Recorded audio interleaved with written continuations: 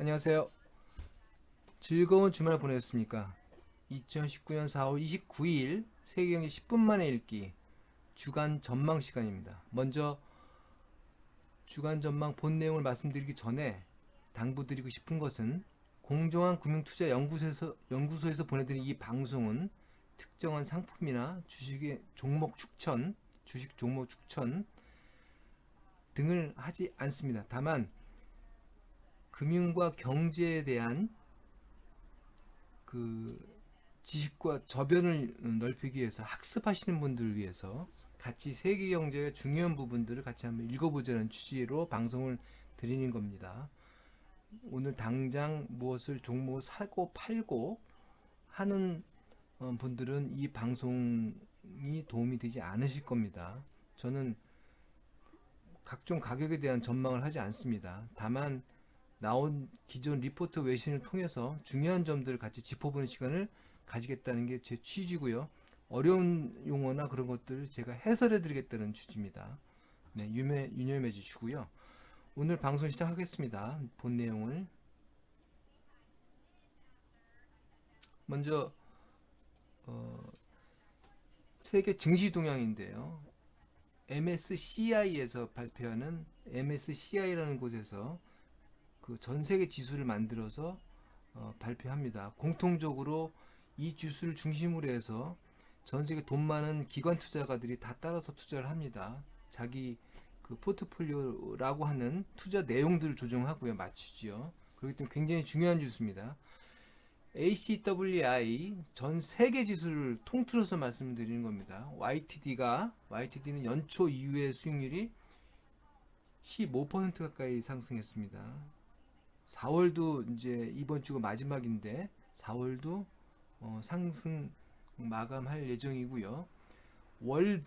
가운데 월드가 선진국 지수입니다. 선진국 지수가 15% 이상 상승했고 이머징 마켓은 12% 정도 상승했네요. 선진국 지수가 오히려 상황이 좋았다는 거죠. 증시가 경제 상황이 좋았습니다. 여러 가지 내용을 보면 네. 물론 신흥국 중에서는 중국이 단연 압도적이었죠. 압도적이었습니다. 여기 지금 어, 지수에 나타나진 않았는데 그렇게 참고해 주시고요.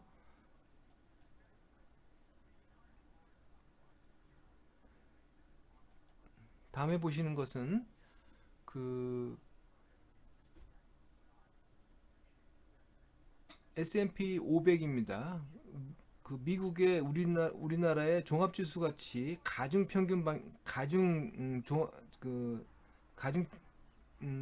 지수 방식으로 산출되는 대표적인 지수입니다. 여기에는 11개의 그러니까 산업별 종류를 묶어서 산업 동향을 파악할 수가 있습니다. 미국 산업에 대한 뉴스와 같다고 보시면 됩니다. S&P 500이 그 연초 이후에 17%가 증시가 S&P 500 상승했습니다. 그 중에서 가장 많이 상승한 것이 IT, 인포메이션 테크놀로지가 26.7% 가장 이쪽 산업이 좋았죠. 그 다음에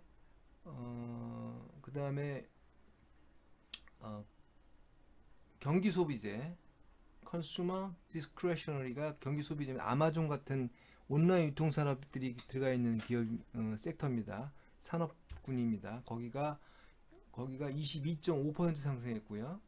그 다음에 커뮤니케이션 서비스라는 곳은 넷플릭스나 페이스북 이런 컨텐츠 산업과 방송 장비 산업이 같이 포함이 되어 있는 섹터입니다. 22.8% 상승했습니다. 그 다음에 그 인더스트리얼 산업 섹터가 20% 이상 상승한 걸 알 수 있습니다. 그 미중 무역 분쟁의 작년에 그 미중 무역 분쟁을 이유로 해서 작년 하반기에 폭락했던 섹터들이 올해 계속 상승했습니다. 상승해서 이런 내용들이 반영이 돼서 회복을 했죠. 작년 하락폭을 거의 다 만회를 했고 S&P 500과 나스닥은 전 고점을 돌파를 했습니다. 네, 이런 상황입니다. 그 미국 증시가 산업별로 동향도 그랬고 단지 미국의 헬스케어주가 굉장히 저조하죠. 2.88 연으로 2.88%입니다. 그 마지막에 버니 샌더스 상원 의원이 대통령 후보지요. 대통령 후보, 유력 후보지요. 그분이 우리나라의 건강보험 같은 제도를 도입하겠다고 하면서 최근에 큰 폭으로 하락을 했습니다. 큰 폭으로 하락을 했습니다. 네, 이 정도고요. 다음은 주요 이슈를 신속하게 좀 정리를 해보도록 하겠습니다. 10분 안에 맞춰야 됩니다. 이게 계속 하다 보니까 10분이 넘어가는 경우가 많아서 가급적 10분 안에 맞춰보도록 좀 빨리 정리를 하겠습니다. 지난주에 주요 쟁점은 주요 시장 이슈는 달러 강세였습니다. 미국 경제가 주변 경제보다 GDP가 깜짝 상승을 하면서 차별화가 됐습니다. 그러면서 경제가 강세가 되면 그 지역, 그 국가의 통화가 강세가 됩니다. 사람들이 안전하고 미래에 그쪽 그 가치가 화폐 가치 올라갈 거로 생각하고 그쪽을 사지요. 그래서 달러 그 환율이 올라갑니다.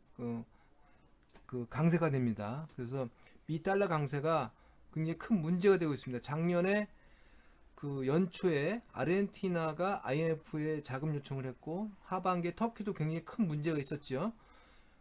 그 신국 이런 환율 위기, 통화 위기를 조장했던 것도 달러 강세였습니다. 작년에. 근데 지금 연초 이후에 달러가 계속 강세를 보이면서 문제를 발생하고 있습니다.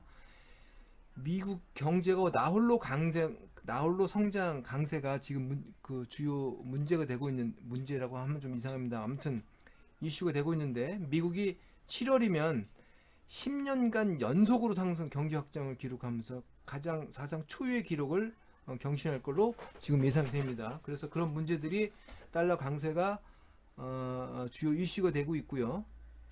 반대편에서는 신흥국이라든지 외채가 많은 나라들, 이런 나라들은 위험 요인으로 됩니다. 그런 그 투자하시는 거나 전체적인 동향에서는 그게 주안점이 되겠고, 이런 달러 강세, 달러에 큰 영향을 미치는 것이 금리입니다. 이번 주에 미국 연준의 FOMC가 예정돼 있고, 거기에서 미 연준이 기존의 통화 완화 기조를 계속 유지할지가 관건입니다.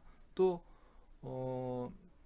미국만 나홀로 강세를 가고 있기 때문에 지금 전망은 수요와 개인 소비 수요와 그다음에 그 미 연준이 중점적 점검하는 자기 인플레이션 물가 지수가 근원 물가 지수가 기대치에 둔화되고 있기 때문에 기존 완화 스탠스를 유지할 거다. 당장 금리를 올리거나 하지 않을 거라는 전망인데, 하지만 미 성장세가 언젠가는 그 전망치라든지 여러 내용에서 금리 인상 횟수가 올라갈 수 있다라는 스탠스만 나와도, 그런 분위기만 나와도 금융시장에는 영향을 미칩니다. 그런 뜻에서 말씀을 드리는 겁니다. 그리고 그 지난주에 트럼프가 오페크에 전화를 해서 유가를 좀 내려라, 니들 감축을 좀 줄여라 라고 얘기했다고 해서 주 말에 좀 폭락을 했습니다. 근데 여전히 유가도 달러처럼 계속 강세를 보고 있습니다.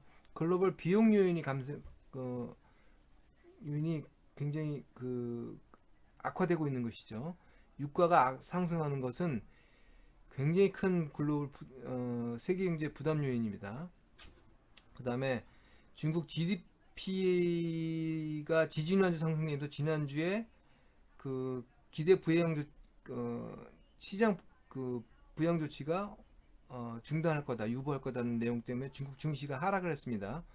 근데 지난 주 말에 중국 공업이익도 깜짝 상승하면서 다시 또 이런 기조가 강화될 걸로 보여서 중국 시장 일단은 단기적으로는 좀 문제가 영향을 받을 걸로 보입니다.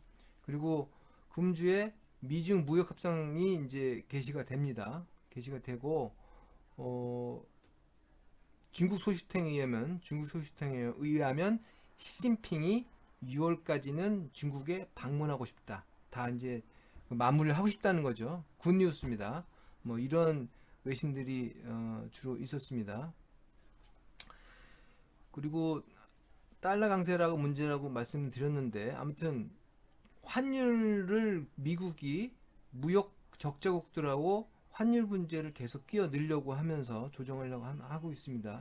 과거에 일본이 폭망한 그 원인 중에 하나가 이 미국이 환율 문제를 일본과 개입하면서였던 걸로 일반적인 그 분석 내용입니다. 그래서 중국도 그렇고 일본도 그렇고 굉장히 민감하게 지금 반응을 하고 있습니다. 무역 적자를 해결하는 관련된 환율 연계 문제가, 네, 뭐 그런 문제들이 굉장히 문제가 되고 있다고 중국의 사우스 차이나 모닝 포스트가 뭐 내용을 다루고 있습니다. 일본이 이와 연계해서 일본이 지금 10일 연휴에 들어갔는데, 로이터 통신에 의하면 뭐 10일 연휴가 일본 환율에 부정적인 영향을 미칠 거다. 거래량이 줄면서, 뭐 그런 그 외신도 내놓고 있습니다. 그 미국에 이어서 유럽도 1분기 미국 기업 실적이 1분기 기업 실적이 당초 최악에서 다시 반등하면서 분위기가 좋아지고 있는데, 유럽도 같은 상황이 될 거라는 외신도 유로이터가 내놓고 있습니다. 금주의 주요 이슈는 유럽과 미국의 실업률, 또 특히 미국은 주요 고용지표가 나옵니다. 그 다음에 중국과 미국의 제조업 관련 PMI, 제조업 지수 등이 예정되어 있습니다. 가장 중요한 것은 FOMC 미국 통화정책회의가 예정되어 있다는 것이고요. 이상이 금주에 유의할 주요 뉴스였습니다. 자, 심차게 한 주 출발하시길 바랍니다. 감사합니다.